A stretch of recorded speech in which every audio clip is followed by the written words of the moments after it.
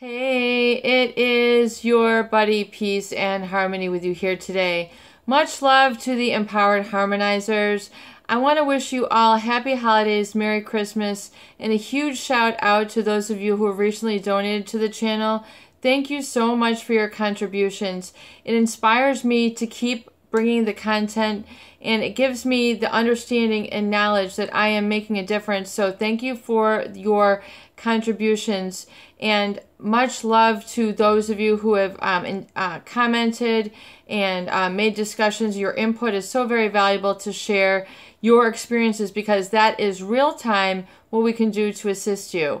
So thank you so much, and much love to you. And I also have had several requests of where to donate. If you want to donate, there is on the About page on the home button, just right in the corner, it just says PayPal, donate now to the channel. So thank you so much. It does keep me inspired to bringing the content coming to you.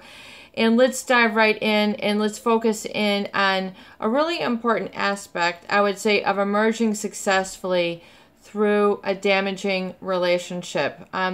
A relationship that has damaged you psychologically, spiritually, physically, on all levels. So when we talk about all levels, we really talk about the energy and all the senses that it has impacted.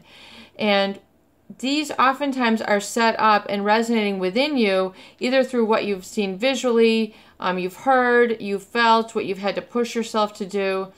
And this has, it could be taking place and going on and repeated and memorized within your body historically through several weeks or months or years, however long you have been engaged in this problematic relationship. And when we talk about a relationship with a narcissist or a psychopath, it is someone who really has had an emotional manipulation over you, where you had claimed them more significant than yourself. In other words, your own needs, desires. Because of their lack of empathy, it was basically shut down. You were made to feel unimportant, insignificant. What you were doing was wrong, or you better stop that, or it does not matter. So really that whole inner fire or inner passion, somewhere along the line, which connects you to really your higher source and your personal power, your power meaning your positive energy that's healthy, that is, in getting the good life, the life that you've dreamed of, the one, the positive and, reward and pleasure principle that was just kind of like shut down. This is what you must attend to. So you became basically in a trauma bond. And what I say, basically, you had been manipulated and meant to feel bad without your permission. And so when we look at that, then you have to understand, like the great Eleanor Roosevelt said, no one can make you feel unworthy without your permission. So somewhere, as we're talking in previous videos about, somewhere along the line, you had given this person permission, unconsciously, subconsciously. We're talking about a really vast part of the human being, the human mind, is your unconscious. So within your own little quiet space within you, you said, you had maybe swallowed a lot of crow and said, you know what, you're right. I don't know what's right. Let's go with what you want. So there was too much of that. And if you have done that, repeated that again and again and again, you have what's like a momentum or a rhythm for thinking, feeling, and behaving in that manner. So when I talk about really the recovery date, the recovery gift, your lessons learned, these are all the different segments of the book that I'm working on. These are all part of the process of healing, which needs to have a new rhythm. When we talk about and we look at family systems or couple systems, relationship systems, or even, dynamics in a workplace, a community, at the world at large, there is a rhythm. There is kind of a rhythm to the conversations that you have, the routines that you engage in. There's a rhythm to your day. And when you are in a relationship with a psychopath or a narcissist or an alcoholic, for that matter, your body develops a sort of rhythm and momentum to oftentimes hold back or, stall the fear, the uncertainty, or, really kind of being at the ready, at the call of this person and their needs. In other words, it's an emptying out of your own fuel, your own inner fire, your own passion, either in order to protect yourself, try to prevent a rage outbreak from the narcissist, or really what I oftentimes find with the channel is oftentimes the viewers, they want to keep that person there. They have this feeling that this person and their judgment is superior to their own.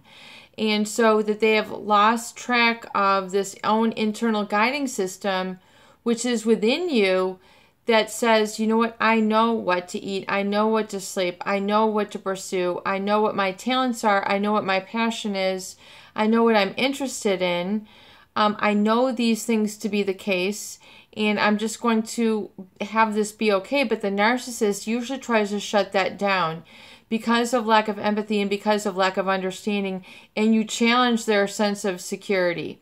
See, as we were saying before, you want to take yourself off the narcissist menu.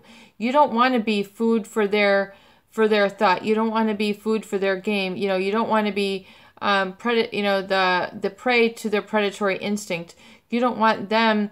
When you do your healing work, you will never, ever slip back. When you get into a momentum, and that's really the core of this video, the momentum of your healing, it needs to be such that it is repeated like a routine, like it is a calling force. So beginning your day with, your pages in the morning where you do some journaling, some writing, you just write out free-form consciousness how you're feeling.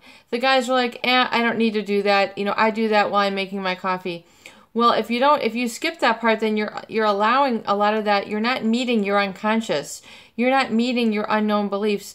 And so that's the whole goal of the pages in the morning, to do some journaling, write just anything that comes to mind, 2 to 3 pages in your own cursive that you learned in your own, first or second or third grade, how to write with your hand, with ink, with paper.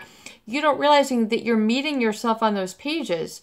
You're getting introduced to the you that you didn't know you're looking for. People say, I've been depersonalized for 12 years. How would you like to meet yourself? How would you like to shake hands with yourself? How would you like to give yourself a big hug and a kiss? How would you like to meet this like a long soldier that was been, lost in another country, a foreign country, thousands of miles away with a different climate that was not your own or indigenous to you, and welcome them back? Really give them a big old hug, wash the dirt off of their trauma and say, oh my God, where have you been? It's so good to see you. Oh my God, I thought you were lost. You recover yourself in these steps, and it has to be done with a momentum. So the whole goal of doing the journaling is so you can meet yourself. A lot of people say, I don't know what I want. Well, that's the whole goal of the pages, is so you can find what you want. That's why I title a lot of the different segments, and I know a lot of viewers have said, can you go over the parts of, the recovery journal? And yes, I will, and I'll do that in segments of videos. But number one, and I'll do that right now, in fact, if you wish, and I'll do it in a series of videos, just let me know what you like. But the whole goal of those first recovery pages in the morning is to get you to see, I am so sick of this, I want this, and then, just purging it out, and you go, wow, like I didn't know that that's what I wanted to do. I didn't know that I was interested in fitness. I didn't know that I was interested in painting. I didn't know that I was interested in doing watercolors or pastels. I didn't know that I was interested in learning how to cook or volunteer or pursue this degree. I would really like to. And then you say, wow, I didn't know that I should stop this and start that. Stop this and start that. But you don't give yourself a chance, because they come through in a flicker of a moment, but you need to kind of pull those down, like, holding onto a star and saying, I saw your little flicker. Should I just let it flicker, or are you for real? And then it's like raining it down. You really have to follow those little sparks of intuition and inspiration. Just like, who invented electricity? Oh my God. It's going to come to me, but it's just like the, Benjamin Franklin worked on that. Oh my goodness, I should know this. And it will come to me. But for example, it's that little, just think of the wonderful innovators, the creators that have found and then left as their legacy certain humane additions to really help help life. That is within you, is what I'm calling forth for you. That positive experience which is able to adore that which is positive and take in that which is positive. But you can't get there and really understand it fully and wholly until you're able to meet that and know that, and then work through the steps like the I want. If I didn't feel so walled in by the energy of the narcissist or the psychopath, I would really love to be with. I would really love to become. I would really love to see. I would really love to laugh at.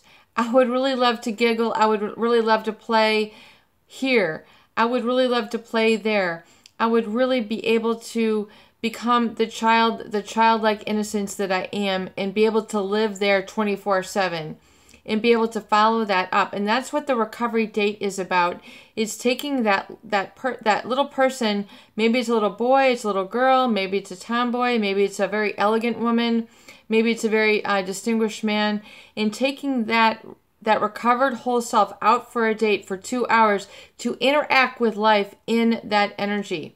So it's taking out that handyman within you. It's taking out that elegant woman that you truly are, that has self-respect and emanates self-respect, and take her where she wants to go. It's taking that very strong, results-oriented, productive man that is prolific and is very strong, yet sensitive, and is able to take that man out for a date for 2 hours and go to the places and just alone, and then get the momentum and do that every week.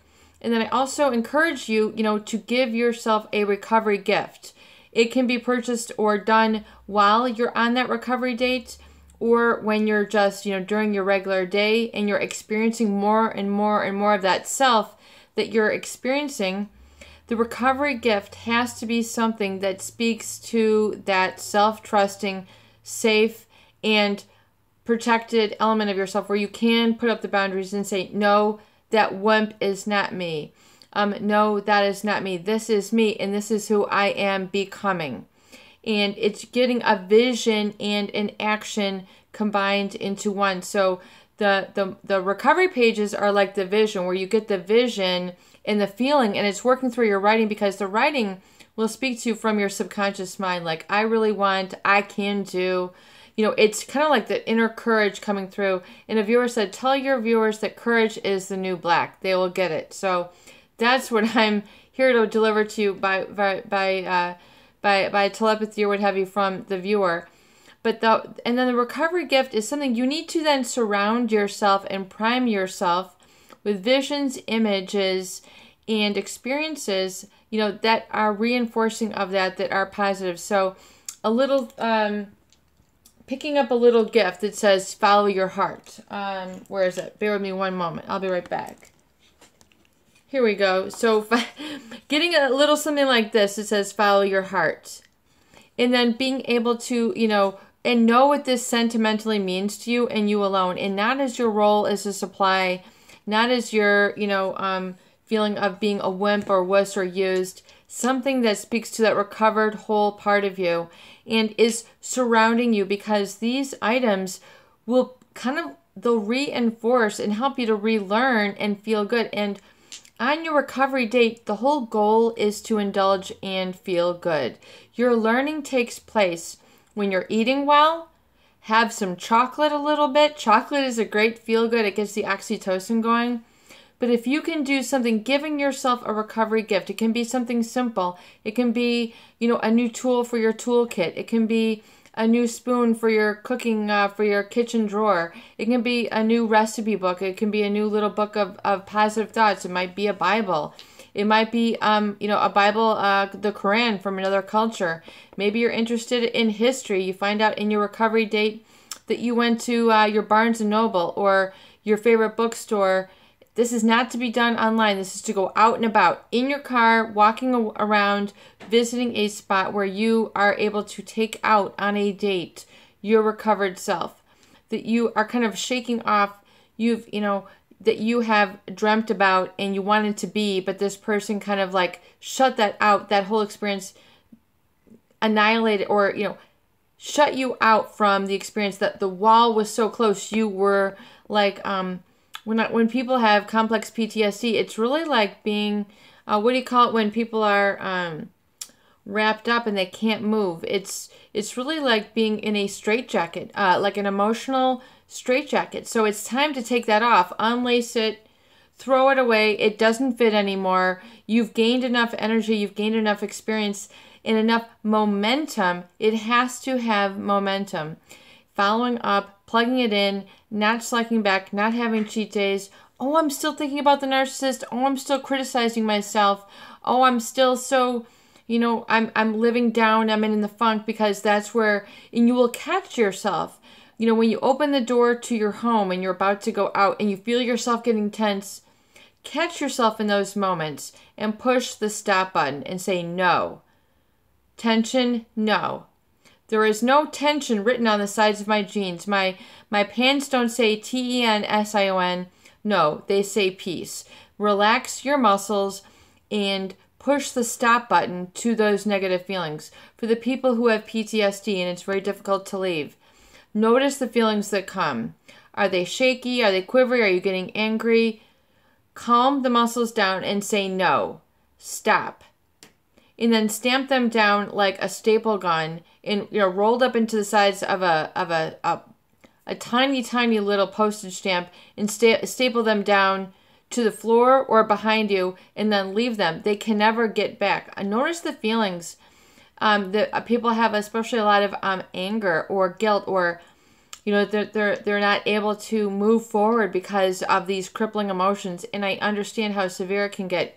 Pay attention to those feelings and go, wow, realize that that was your aggravation that was set up on a specific moment, because that aggravation was learned.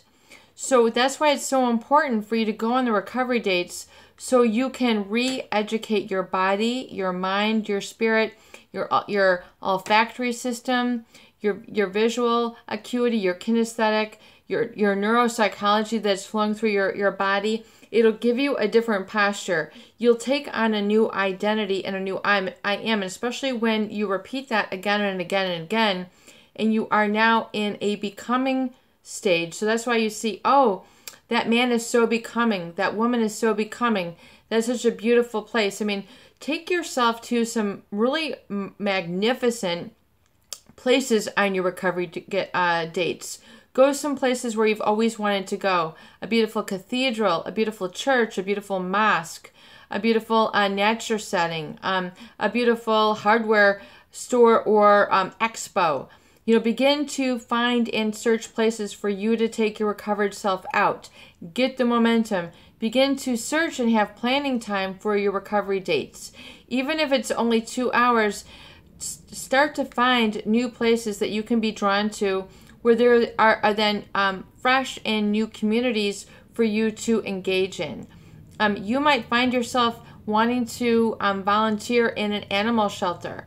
You might just want to walk there and say, hi, what do you guys do here? On your recovery dates, I want you to take new actions, new steps. Go and check out the bicycles, smell the tires, go and look at a new car that you might want to have. Because you're recovered now. What does it look like? What does it smell like? Talk to the sales guy and just talk to people in your recovered state, and then come back. And then, begin to then write in your also sections of your recovery, your recovery journal is hugely, we're going into a lot right now, is hugely lessons learned. I want that to be on top of your page, written out. I've got so many notebooks. As you know, I am a writer. I work on these things and I organize these things. So I have big notebooks. So we're just going to realize we're going to talk about a couple things after your recovery dates. Lessons learned. I want you to write on the title, after your recovery date, lessons learned. Okay, and then you're going to start doing this. You're going to write a page like this. Lessons learned. And then write them out, 1 through 5, 1 through 10. If you learn 20 lessons, don't limit yourself, because if you've limited yourself to lessons learned, you're limiting yourself to your personal growth, and you're living in a poverty consciousness.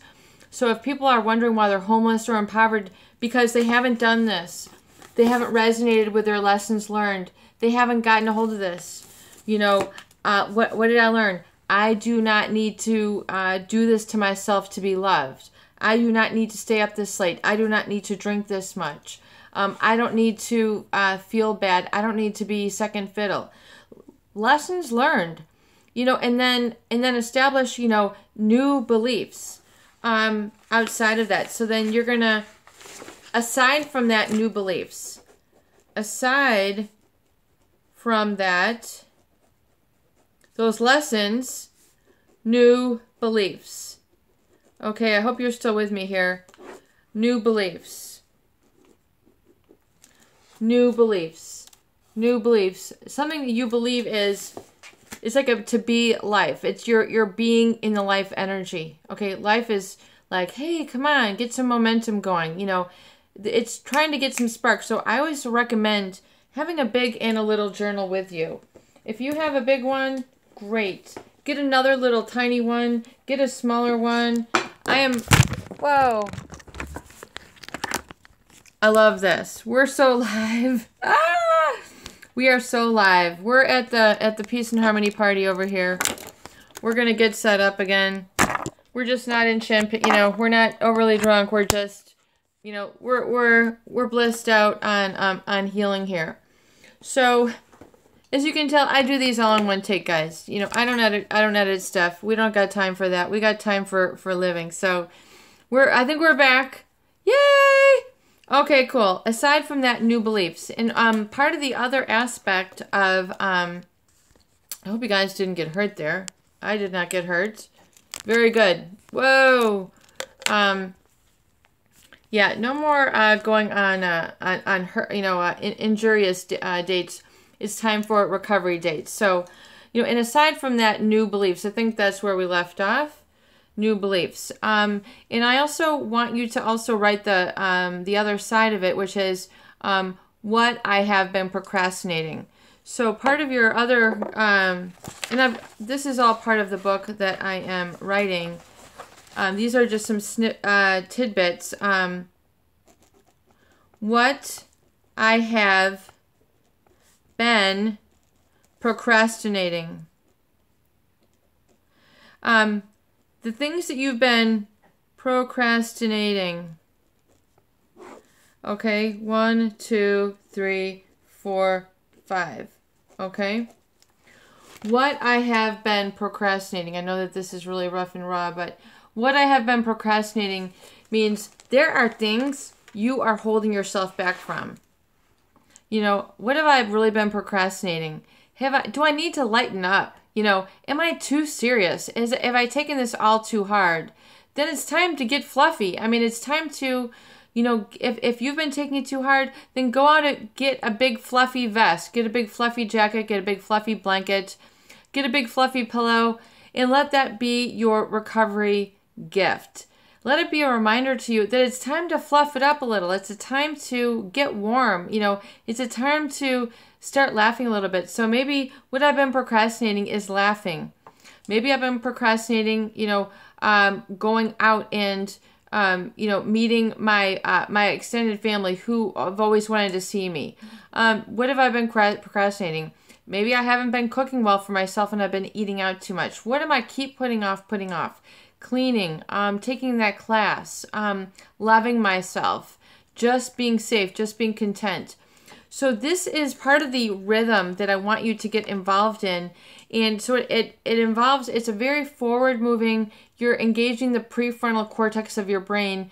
You're not engaging the fear, the reactive state where it's like that wall of fear that just comes and tries to, push you all away so that you're outside. Realize that the narcissist does and pushes people away because they are afraid. The narcissist and psychopath, well, the psychopath, they just don't have any, they don't process emotions the same way at all. I mean, they're on a whole other level, and they can literally control people's bodies, make them do things that they would not ordinarily do, make them wet themselves, make them start smoking, make them lie on the floor. They have a way that their energy controls other people. And the narcissist is very much the same way. It's caused you to do things that are not good for you without your permission. So now it's time, when you go on these recovery dates, you're getting conscious. You're like, I'm conscious now of what I'm doing. So it's giving you a little trial run, but you need to give yourself a trial run, and you need to do it repeatedly, because you need to get a new momentum that is different than the momentum of the relationship with the narcissist or the psychopath or whom hurt you, because there was a certain rhythm in momentum to that relationship, your thought patterns, your vocal, your language patterns. You need to change that. That's part of the recovery, is you're changing your feelings when you go out on the recovery date. You're changing your feelings when you give yourself a recovery gift. It has new meaning to you. You know, whatever it is you're suffering, look at the antidote, look at the opposite. You know, if you are so, if you're in depression, if you're really, look at what's keeping that in place and the positive and payoff that's keeping you there, because there's something that you are holding into that depression that is a positive learning. There's something that you need that's very positive. In fact, in the video right now, why don't you just answer that? What is the one positivity? What is really positive about the depression or the anxiety or what it is you have right now? What is really keeping you in that mode? What are you really getting out of it? Are you getting a sense of being able to just be? Okay, or are you getting a chance to feel protected or feel loved? Is that what you're holding on to? Because there's that positive now. You need to flip it and switch it into, okay, now that you know what it is you're getting out of that state, now see how you can satisfy that on your recovery date, that is reinforced by your recovery gift, so that you see that you're able to get that yourself and generate those feelings yourself without the heavy burden of the depression or anxiety that causes the, all the icky feelings. I mean, I could start swearing here, but we would get, kicked off by YouTube because they don't like people to be swearing and cussing or be like that controversial. So it's really a thing that you can get control over, and you can start bringing into your life. And the healing can be so rapid and the results can be so awesome. You just need to keep with it and post your results. I mean, I love it when people tell me that we're changing their life and that they're making some energy changes, emotion changes, and behavioral changes and thought pattern changes based on the structure of their English language. We're not in Spanish right now, but with their language, the I am, and then coming from a vibration of significance. I am important. I am significant.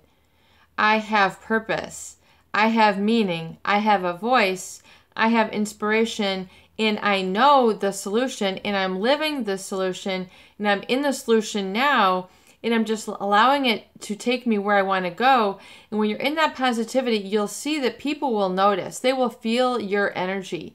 They'll be like, wow. I mean, they will feel you when you're out. They will be able to feel your energy pushing out, and they'll give you a smile or a hello, or they'll give you a feeling of respect, and you'll be able to make eye contact on that new level. You'll be able to exist and be in that new place, which is a vision of your healed self. So it's not, the you that's been wimped out, that's, chronically angry. It's not that energy. So the change will come when you are able to carry yourself in that new energy, and then the new identity will take place, because identity takes place when you have repeated a feeling, a mood, and a temperament over and over and over again. So those people who have an identity of like, I am an alcoholic, for example, they have participated and reminded and have a vision of themselves. I'm an alcoholic. Here's me with a beer. Here's me with a scotch. Here's me with a wine. Here's me in the morning with this. I mean, they see themselves and they repeat that along with their, their chemical, which they oftentimes at that point, they have given in to the point where the drink is drinking them. They have allowed it to proliferate. But see, that's the same thing with a wounded or a victim mindset. They just see themselves as that victim, just like an alcoholic. They see themselves in a not able to, the I am not good enough is flooding their system. So that's why you need to get it out, dry out the basement, dry out the floodgates, just let it go. Get all whatever feeling or color or texture that comes with that negative feeling, like of constantly being angry. Maybe it's hot, maybe it's cold, maybe it's slushy, maybe it's water. Then you need to either cool it down, dry it out, let it escape, and then let your healed self, with a vision of yourself of how you want to be, and you're like, this is the person. Get yourself the jacket, get yourself the shoes, get yourself the hat that embodies that new I am, and be that. Just be it. Just be it now. Just be it. Just be it. And allow that to really resonate within your body, and you will become very fierce. I mean, those words are law. And when the words speak within you, your words carry with them a vibration and an energy and a power and a resolution. It's like you're connecting to that part of you which knows. And then allow that to wake up, and allow it to really wake up and to be very sharp and keen, and allow it to serve you. Allow it to serve you, and then you'll find that your solar plexus energy will begin to feel a little bit better here. Get something that is comfortable and better suited to the victor, not the victim. Begin to have repeated momentum of images of you as the victor ahead of you. What does it look like? What does it feel like? What is it wearing? What does it smell like? What does it taste like? What's happening in your intestines when all that happens? What is happening in your muscles when you're in that victor state? How does that really feel? How do your muscles feel? Oftentimes very different than the victim.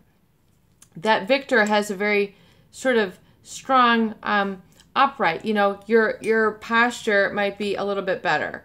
Your neck and your head and your vision, your eyes might, your filter is clear. Oh, there we go again. We're having fun again. Your filter is clear, and it's bringing in that positivity. You can test this when you go out on your recovery date and notice some new things, and then make note of it. Bring a little bit of a notebook, or make note of it, or share it, with yourself. That was so cool when, and begin to really stockpile that healing. And it is the repetition and experience that will really solidify within you and heal to the point where you are feeling so strong and so healed. You're like thanking goodness that life has been restored to you, that positive energy. Reinforce it again and again and again. This is your body, peace and harmony with you here today. Much love to my empowered harmonizers. Please share and please subscribe for more great tools, videos, discussion, and support.